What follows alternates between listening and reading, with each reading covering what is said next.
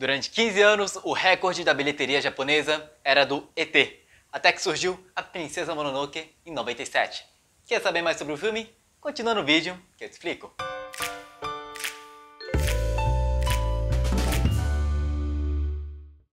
Olá, sou Takashi, professor de língua e cultura japonesa. Hoje vamos falar sobre Princesa Mononoke, o grande filme, o grande clássico do cinema japonês. Nem Steven Spielberg imaginava que o seu recorde seria ultrapassado por uma animação, mas para o japonês não é nenhuma surpresa. Até hoje, em 2020, os 10 filmes com a maior bilheteria no Japão, 7 delas, 70% são animações, animes. E isso já contrapõe, a crença básica que as pessoas têm de que anime é uma coisa de criança, é uma coisa de jovem, adolescente e gosta de cultura japonesa. Não é nada disso. Anime é cultura. E, bem, ela foi produzida pelo Hayao Miyazaki, o grande animador, uma lenda viva dentro do Japão, por meio da Studio Ghibli. Ela foi publicada em 97 e, como falei, ela ultrapassou o recorde de ET, que foi lançado em 1982.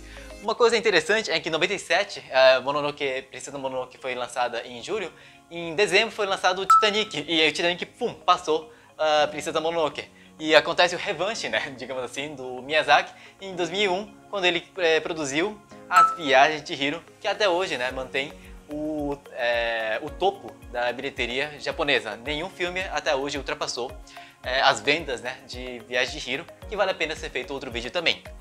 O filme, título original, apesar de ser dividido como Princesa Mononoke, em japonês Mononoke Hime, o título original era para ser A Lenda de Ashitaka, que é o personagem principal.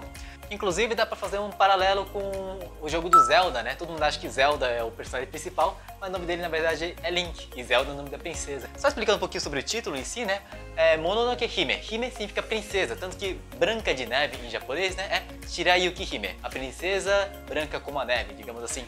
E Mononoke em japonês significa seres mitológicos, com poderes sobrenaturais incompreensíveis aos seres humanos. Bem resumidamente, é isso que significa. Pode significar outras coisas como maldição, mas isso deixa para outra oportunidade.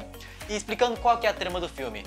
Ashitaka ele mora num vilarejo do nordeste do Japão, e um dia ele é atacado, o vilarejo dele é atacado por um deus amaldiçoado, um Tatarigami, um javali que sofreu, foi atacado pelos seres humanos e, movido à sua força do ódio, foi atacar os humanos. O Ashitaka, que era o príncipe do vilarejo, ele atira o arco e o mata, mas por consequência ele sofre uma cicatriz, uma ferida bem grave que vai corroendo ele, vai tornando ele um deus Tatari, um deus amaldiçoado como ele. É como se fosse mordida de zumbi, sabe? E ele é expulso do vilarejo por conta disso, apesar de ter sido príncipe, corta o cabelo por um simbolismo a isso, inclusive. Aliás, eu tenho que cortar meu cabelo também, porque essa quarentena não tá fácil pra ninguém. E, bem, ele vai indo para o oeste, até encontrar a Floresta Proibida, em que encontra um deus, o Shishigami, que poderia, de repente, curar essa maldição. E nessa trama ele encontra com os personagens principais, que é a própria Princesa Mononoke, a San, e também com a Eboshi, que é a mulher que comandava a vilarejo do ferro que existia lá, o Tataraba. E basicamente o tema do filme se concentra no conflito entre os seres humanos e a natureza. Ela é acompanhada por uma trilha sonora incrível produzida pelo Hisaishi Joe, que é um dos grandes compositores da história da música japonesa, que acaba compondo a maioria dos filmes da Studio Ghibli. Se vocês lembrarem das músicas que tocavam, por exemplo, na Viagem de Chihiro ou no Castelo Animado, vocês vão lembrar imediatamente quem é essa pessoa. Inclusive, quando eu fui fazer treinamento no Japão, as músicas que a gente aprendia, por exemplo, nas flautas, ou nas bandas que a gente participava, eram músicas, muitas delas, da Studio Ghibli, produzida pelo Joe Hisaishi. Pois bem, e o que é muito interessante sobre este filme? É de 97, 23 anos atrás. Eu gostaria de levantar 3 aspectos. Primeiro, é que ela tem uma presença feminina muito forte. É uma característica dos filmes do Miyazaki. Se você imaginar, a protagonista tanto de Chihiro quanto do Castelo Animado são mulheres, e a Princesa Mononoke, apesar do Ashitaka, essa personagem principal, tem a presença muito forte da Sam e da Eboshi, que são outros personagens que são importantíssimos nesse filme. E as mulheres não são, apesar de falar que é princesa, não são aquelas pessoas para serem defendidas, né, que aparece um príncipe encantado para salvar. Muito pelo contrário, essa princesa praticamente não sorri durante o filme inteiro, ela é super agressiva, ela é independente e ela tem os próprios desejos, né, e as próprias crenças, né, então ela é uma personagem bastante forte, né, e uma característica dos filmes da Ghibli. A segunda questão é que o filme, né, foi produzido por animação por células, né? O que isso significa? Elas eram desenhadas à mão, cada frame, né? Para fazer um filme com uma fluidez grande, né, dizem que para cada segundo de animação tem que ter em torno de 20 a 30 frames, 20 a 30 desenhos. Então imagina, para produzir este filme, demorou 3 anos para ser produzido, né? Porque tinha que desenhar 144 mil células, né? Frames em placas, né, transparentes com os personagens, né, e colocava isso em cima das imagens da paisagem para realizar essa questão da movimentação. O terceiro ponto, né, é o segredo, né, de como ela conseguiu ultrapassar o ET. A história, né, apesar do filme ser conhecido no Japão inteiro, ela não fez muito sucesso no Japão, fora do Japão. Primeiro porque as cenas, apesar do estúdio eles conhecido por ser filmes fofinhos, né, filmes animados, filmes super bonitinhos, a Princesa Mononoke não tem nada disso. Ela é agressiva, ela é nua e crua, ela mostra mortes, mostra coisas macabras, sabe? O filme, as primeiras cenas, né, que aparece o Tatarigami, que é o deus amaldiçoado, ela é super grotesca, né? E inclusive acho que se eu assistir quando fosse criança seria um trauma. Então é um filme feito para adultos para mostrar, né, a realidade nua e crua e da natureza do ser humano. E o tema que é abordado aqui, de fato, né, ela está presente até os dias de hoje, né? A gente vê a Amazônia sendo desmatada, a natureza, né, entrando em conflito com o ser humano, como chegar ao mundo sustentável mais para frente. Então, até hoje o tema se mantém atual. Então esses são os 3 pontos que são interessantes dentro do filme. Inclusive essas células, né, antigamente produziam as animações e elas eram descartadas, só que as pessoas, se for para jogar fora, né, as pessoas guardavam para elas, né, os animadores, os ilustradores.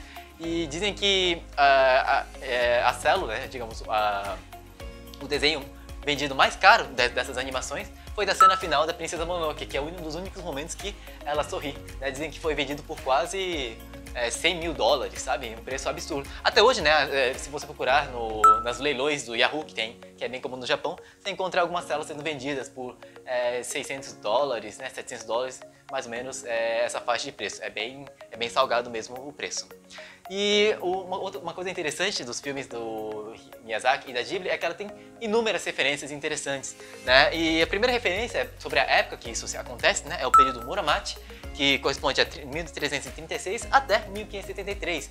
Né? 336 é mais ou menos o final da Idade Média, né? Um pouco depois disso começa a ter a crise do século XIV por conta da peste negra, foi logo depois disso que começou a Guerra dos 100 Anos, né? E 1573 já é início da Era Moderna, né? No Brasil corresponde ao período colonial. Alguns anos depois de 73 aconteceu a União Ibérica, né? Em 1580, Portugal e Espanha se unificaram. Mais ou menos um pouquinho antes disso, o governo geral de Mendes Sá, né, dentro do Brasil colonial, estava sendo encerrado. Então é mais ou menos né, o período histórico que o filme acontece. Foi nesse período, inclusive, né, que no Japão surgiu a arquitetura super tradicional, né, que é um dos pontos mais turísticos do Japão, que fica em Kyoto, o Kinkakuji, o Templo Dourado, né, o Pavilhão Dourado. Surgiu também artes, né, como o Ikebana, né, o Ramo de Flores, ou várias cerimônias, como a cerimônia do chá. Então foi um período muito rico em termos culturais, né, e em termos históricos também. E no filme é abordado várias, né, crenças japonesas, né, o próprio Mononoke já traz disso, né, são seres sobrenaturais que possuem forças. E uma coisa interessante de saber dentro da cultura japonesa é o tal do animismo. É uma crença que acredita que em cada coisa, cada item, cada objeto, né, existe um espírito, existe uma força sobrenatural dentro dela. Né? Por exemplo, a vilarejo de Ashitaka, né, que ela é considerada o povo Emishi, que era uma minoria social na época, que foi, como se fala, ela foi oprimida, né, pela família imperial na época. Né, eles são descendentes, na verdade tem correntes que acreditam que eles são descendentes dos Jomons, né, dos seres humanos, seres Jomon.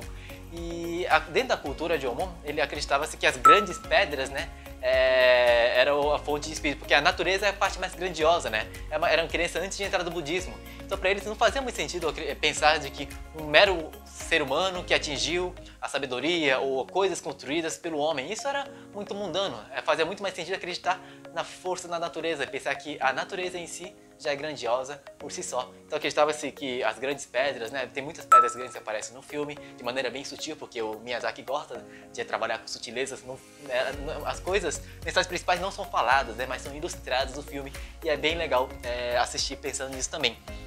E o meu personagem favorito, né, apesar de ter os personagens, a Chitaka, né, a San, que é a Princesa Mononoke, a Eboshi, o personagem que eu mais gosto é o Kodama. Eles não falam nada, né, eles só estão lá como coadjuvantes, mas é a parte mais bonitinha, né, a parte que mais te dá um conforto no coração em ver esses serizinhos, são espíritos da floresta, né. Inclusive Kodama, apesar de o personagem ser escrito em katakana, que é uma forma de escrita japonesa, se colocar em kanji, que são os ideogramas, ficaria Ko-dama, Ko de árvore, né? E Dama de espíritos, são basicamente espíritos da árvore, certo? Inclusive dizem, né, que um dos Kodamas que aparece no filme, não vou dizer quando, ela vai se tornar o Totoro, né? Que é um dos grandes filmes que foi criado pelo Miyazaki anos antes da Princesa Mononoke. E é muito interessante observar esse animismo, essa espiritualidade presente, né, durante o filme inteiro. A presença dos kamis, né, que são os deuses, seres espirituais, como o deus lobo, o deus javali, né, o deus Shishigami, né, que é o grande deus da floresta em que o trama vai acontecer também. Então o filme tem vários aspectos culturais, históricos interessantíssimos, que só por isso, né, já vale a pena assistir. E além disso, a trilha sonora é incrível, né? Tem uma cena muito marcante que o Ashitaka, como eu falei, ele é expulso do vilarejo, né? E é bem triste, sabe? Porque o cara é príncipe, herdeiro, ele foi lá para salvar, né, o vilarejo, matou o javali, só que em contrapartida ele foi amaldiçoado e foi expulso do vilarejo porque ele poderia se tornar o mal que destruiria o próprio vilarejo. Então tem uma cena que ele parte, né? Ele se despede do vilarejo. E apesar de ele não expressar, né, estar sorrindo, né, e não mostrar nas suas expressões, como falei, o Miyazaki não deixa nada óbvio nessa história, ele vai caminhando, né, em um campo super lindo, super bonito, com uma trilha sonora muito épica. E qual que é a mensagem de Miyazaki aqui, né? Justamente o grande tema do filme, que é Viva! Né, o slogan em japonês está escrito Ikiro. Né? Viva no imperativo, né? De que você deve viver. E a mensagem que o Miyazaki queria mostrar com o Ashitaka nessa parte é que apesar de poder estar no seu pior momento da vida, existem momentos, né, que vale a pena ser vividos, como o amanhecer, que é descrito ao longo do cinema, que é muito lindo, uma trilha sonora muito incrível, produzida pelo compositor Joe Hisaishi, né, que é um dos maiores compositores da história da música japonesa. E seguindo para os temas, como falei, o grande tema é o conflito entre os humanos e a natureza. Ele chegando, né, mais ao oeste do Japão, ele vai encontrar uma cidade, né, em que a principal atividade econômica é a produção de ferro. E para produzir ferro, né, o que precisa fazer? Primeiro precisa de carvão. E para fazer carvão ele tinha que cortar as árvores da montanha. E além de cortar as árvores, eles tinham que tirar, né, os minérios a partir da terra. Então eles cortavam as árvores e destruíam a montanha. E apesar dos esforços, né, dos deuses primatas que tinham por lá, que tentavam replantar, né, as árvores a todo momento, eles eram expulsos, né, eles eram atacados pelos humanos, eles ficavam muito frustrados. É muito interessante ver que até dentro da natureza tem opiniões distintas entre os lobos, javalis e os macacos, né? E esse desenvolvimento econômico, né, dos seres humanos, essa ganância humana, vai entrando em conflito com a floresta, que o deus da floresta é o Shishigami, que é o deus que promove a vida, a morte. Ele não interfere diretamente, né? Ele está mais como um observador por lá, mas é o grande ser mitológico que aparece, né, dentro da Princesa Mononoke. E chega um momento que os seres humanos, né, eles tentam matar este deus. Inclusive, matar Deus aconteceu no início, né? O próprio Ashitaka matou o deus, né, nos primeiros minutos do filme. E o filme a Eboshi, né, que é a chefona desse vilarejo, Tatara, que é o vilarejo do ferro, eles se organizam, né, para tentar matar o Shishigami por ordens, né, do governo imperial. E uma questão interessante de se observar nessa trama é que no período Muromachi é justamente o período em que a força, né, da família imperial estava se caindo, né, estava em declínio. E acreditava-se que dentro do filme que se você pegasse o pescoço do Shishigami, você poderia obter uma força sobrenatural e uma imortalidade. Então aí entra, né, toda a trama o que os homens querem e o que a natureza, né, como a natureza vai agir em relação a isso. E Outro tema que é bem interessante que é abordado dentro do filme é sobre a questão das minorias sociais. O próprio Ashitaka, né, ele foi de um vilarejo que foi oprimido, né, o povo Emishi, que dizem que morava no Nordeste, né, e no Norte do Japão. E além disso, né, mostrar a cultura de Jomon, que hoje em dia já não está praticamente presente, né, mas em todo o momento, o título principal aparece marca da cultura de Jomon, a própria marca, né, da cicatriz. O próprio deus Shishigami, quando ele vira um ser gigante de noite, né, vira o Daidarabochi, aparecem marcas que remetem, né, à cultura Jomon. Então o Miyazaki aborda de um jeito bem sutil essa minoria social. De uma maneira um pouco menos sutil, ele aborda os leprosos, né, aquelas pessoas que tinham hanseníase, que eram alvo de grande preconceito na época. E uma questão interessante também do filme, apesar de mostrar essa dicotomia entre os seres humanos e a natureza, nada nela, né, é mostrado de uma maneira maniqueísta entre ser o bem e o mal. Porque quem cuidava, por exemplo, dessas pessoas, né, com hanseníase dentro do vilarejo de ferro era a Eboshi, que é justamente a pessoa que é considerada a vilã, né, que é a gananciosa, que quer matar o deus Shishigami. E além de ela salvar esse pessoal acometido pela doença, dando trabalho para ele, né, produzindo armas de fogo, ele colhia as mulheres, né, que eram vendidas como escravas, né, provavelmente como escravas sexuais na época. E além do protagonismo dos personagens principais, é mostrado a força das mulheres dentro desse vilarejo do ferro, né, porque é um trabalho pesado, sabe, produzir ferro. Elas tinham que ficar pisando, né, como se fosse um ventilador gigante em várias mulheres para assoprar, para conseguir aumentar a temperatura, né? Botando oxigênio lá dentro. E esse trabalho pesado era feito pelas mulheres, né? E os homens, digamos, eram considerados uma parte mais, não mais fraca, né? Mas um aspecto mais secundário dentro do vilarejo. Então, é uma questão interessante também como ele aborda as mulheres como minorias sociais dentro da época. Mas os trabalhadores, né, envolvidos com o ferro, de maneira geral, eram tratados com muito desdém, né, eram vistos como uma baixa classe social, né, com maus olhos dentro do Japão na época também. Falando sobre os personagens, tem um monte aparecendo, tá? Mas eu vou focar nos 3 principais. A primeira é a San, que é a princesa Mononoke, né? E só da primeira cena que ela aparece, você já vê que de fofa ela não tem nada, ela aparece com sangue, né, com o rosto ensanguentado no início, né? Ela ataca o Ashitaka, né? Ela tenta atacar a Eboshi, todo mundo que ela quer matar, na verdade, a Eboshi, né, que está querendo destruir a natureza em que ela foi criada, né? Ela, na verdade, apesar de ser um ser humano, né, ela conviveu a sua vida toda junto com a sua mãe, né? A mãe loba, né, Inugami, que mora, né, nessa montanha. E dizem que ela foi sacrificada antigamente pelos humanos, que essas questões de sacrifício, né, eram comum acontecer na época também. E ela foi sacrificada pela natureza e pelos seres humanos para a montanha e foi criada, né, pela loba Moro, né, que é uma das deuses lobas que aparece por aí.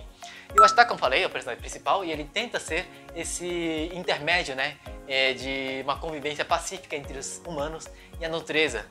E é um grande desafio também da atualidade, né? Ele tenta ser o herói, né? Ele tenta ser o certo, apesar de por dentro, né, ele está sofrendo intensamente por tudo que está passando dentro da vida, né? Os dois acabam tendo um romance, né, destrinchado entre a Sam e o Ashitaka, se movendo ao longo do filme também.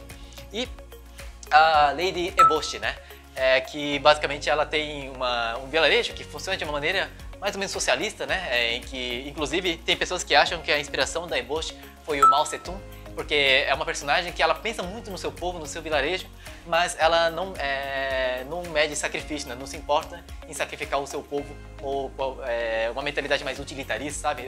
Para um bem maior, né, tem que ter sacrifício. Então, a mentalidade dela é essa aí. E, novamente, né, ela tem esse lado, digamos, malvado, mas ela tem um lado bom de conseguir de acolher essas minorias sociais. Então, é muito complexo, sabe?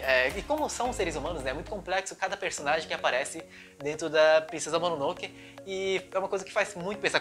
A primeira vez que assisti, eu tinha, acho que 15 anos, 16 anos, e eu não conseguia entender todas as nuances dentro do filme. E agora, né, na quarentena, juntamos toda a minha família, eu, meus pais e meus 3 irmãos para assistir. E aí, todos nós ficamos encantadíssimos com o filme, né? Eu falei, nossa, a partir de agora, eu me sinto na obrigação de divulgar este filme, que hoje em dia está disponível na Netflix. Resumidamente, né, o Princesa Mononoke foi um filme produzido em 97 pela Estúdio Ghibli, com a direção de Hayao Miyazaki, que é um grande animador. Ela foi recorde, né, nas bilheterias até hoje, está entre os 5 filmes mais vendidos do Japão. Tem várias referências históricas e culturais interessantíssimas dentro do filme, e o grande tema é viva, né? Mostrando que mesmo em momentos de desespero, momentos em que tudo está destruído, existem momentos, né, e pessoas que vale a pena viver, né? E essa é a mensagem principal que o Miyazaki falou. Inclusive, né, ele fala dentro do filme o seguinte: não pretendo resolver os problemas do mundo, até porque não tem como ter um final feliz entre deuses furiosos e seres humanos. Porém, mesmo estando no meio de tanto ódio e de massacre, existem coisas que fazem valer a pena viver. Ainda há espaço para as coisas lindas e encontros maravilhosos. E com essa mensagem do Hayao, gostaria de encerrar o vídeo. Espero que vocês tenham gostado do conteúdo e obrigado por assistir até agora. Se gostaram, deem o seu like, comente o que vocês acharam, compartilhe com seus amigos e a gente se vê no próximo vídeo.